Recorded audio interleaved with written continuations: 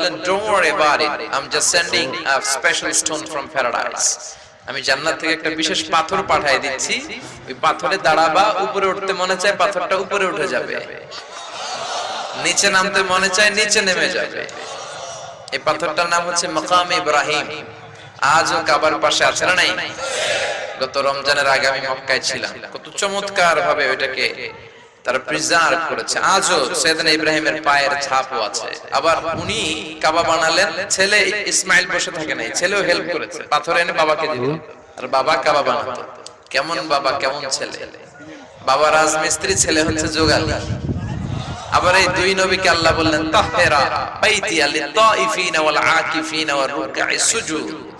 ও ইব্রাহিম ইসমাইল, দুই বাপ বেটা মিলে কাবা ঘর ঝাড়ু দাও, তাহহিরা মসজিদ ক্লিন করো। আমরা এখন মসজিদ ক্লিন করতে চাই না, শুধু মুয়াজ্জিন সাহেবের উপর খেপি।